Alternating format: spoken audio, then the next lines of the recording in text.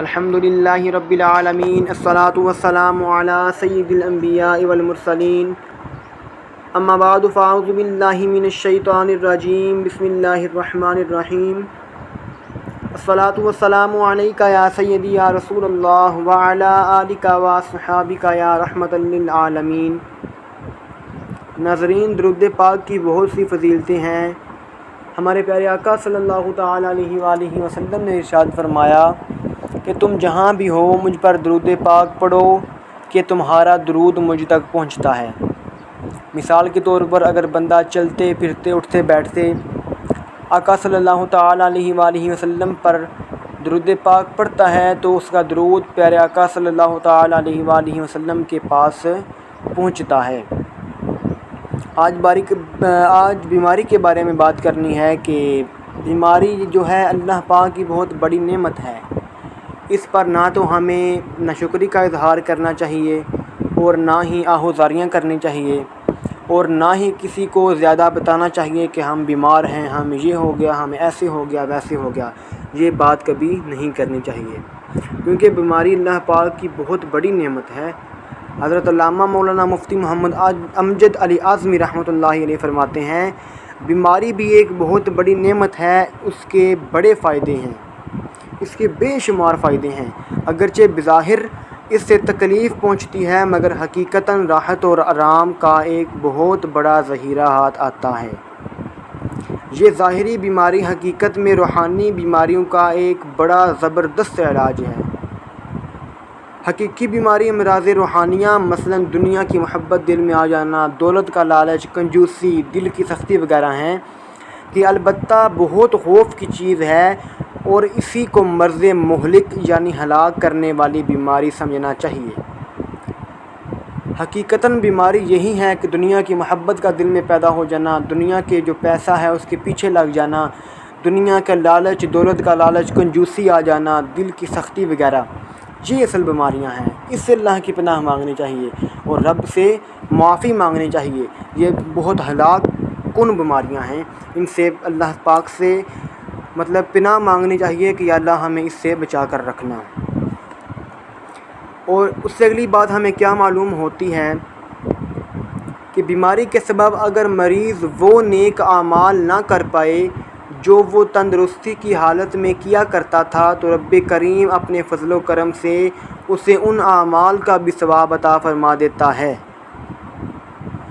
یہ کتنا بڑا اللہ پاک کا فضل ہے کہ بے شک مثال دیتا ہوں آپ کو ایک کہ اگر بندہ ایک ہے نماز 5 وقت کی پڑھتا ہے اور وہ ساتھ ساتھ اپنے نوافل کی بھی کثرت کرتا ہے، مثال کے طور پر اشراق، چاشت اور اوابین کے جو 6 نفل ہوتے ہیں مغرب کے بعد، اگر وہ ساتھ پڑھتا ہے، اب کیا بات ہے کہ وہ بیمار ہو گیا ہے، بیمار ہونے کے بعد اس سے اتنی عبادت نہیں کی جا رہی کہ وہ نماز تو اپنی روٹین کے مطابق پڑھ ہی لیتا ہے، لیکن نہ ہی وہ اوابین پڑھ سکتا ہے، نہ چاشت پڑھ سکتا ہے، نہ وہ اشراق پڑھ سکتا ہے۔ تو پھر اب اللہ پاک کا کتنا فضل ہے بیمار کے اوپر، یعنی جس کو بیماری اللہ پاک نے دی ہے اس کے اوپر اللہ پاک کا کتنا فضل ہے کہ بیماری کے صدقے اللہ پاک اسے وہ بھی نیکیاں عطا فرما دیتا ہے جو بیماری کی وجہ سے وہ نہیں کر رہا ہوتا۔ نماز پڑھ رہا ہے لیکن نفل نہیں پڑھ رہا، ٹھیک ہے، نفل نہیں پڑھ رہا لیکن اس کو ثواب پھر بھی مل رہا ہے۔ یہ اللہ پاک کا بیمار مریض کے اوپر فضل ہوتا ہے۔ اس سے اگلی بات ہمیں کیا معلوم ہوتی ہے کہ اپنے آپ کو ہمیں نیکیوں کا عادی بنانا چاہیے۔ 5 وقت کی نماز کے ساتھ ساتھ سنتیں، نوافل بھی ادا کرنے چاہیے۔ فرائض و واجبات اور سنتوں پر عمل کریں، فرض روزوں کے ساتھ ساتھ نفل روزے بھی رکھیں۔ مثال کے طور پر محرم کے روزے آ گئے، اور بھی بہت سارے نفل روزے آتے ہیں جن کا بہت ڈھیروں ثواب ہوتا ہے، بہت بڑا ثواب ہوتا ہے، ہمیں ان کی بھی کثرت کرنی چاہیے۔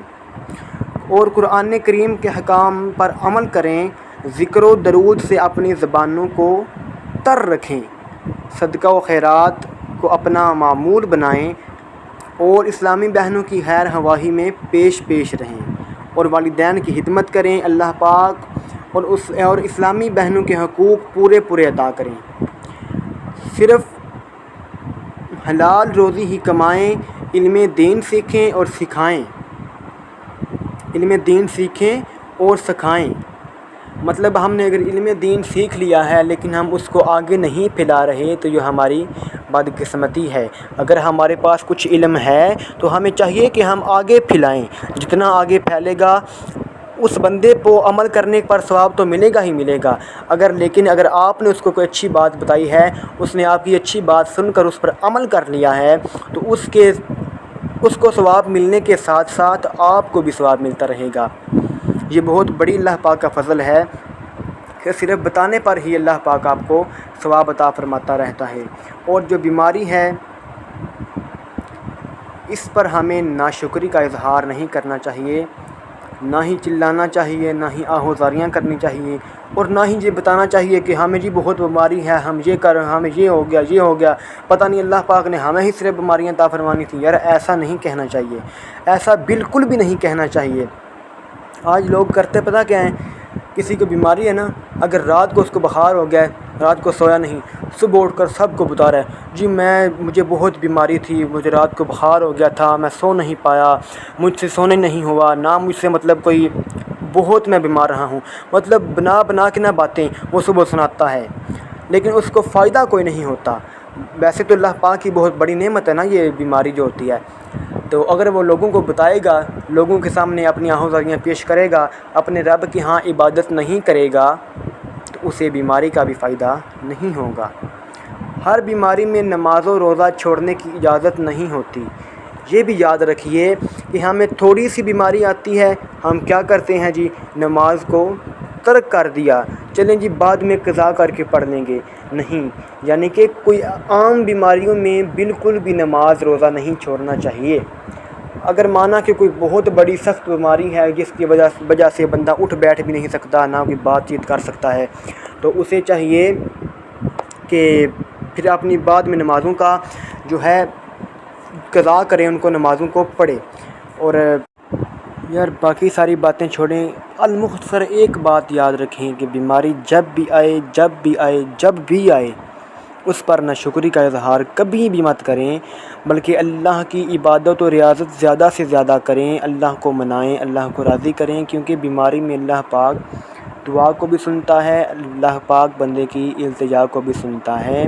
بیماری پر ناشکری کا اظہار نہیں کرنا چاہیے، اور دعا ہے کہ خالق کائنات ہم سب کو صبر کرنے کی توفیق عطا فرمائے، صبر کی دولت سے مالا مال عطا فرمائے۔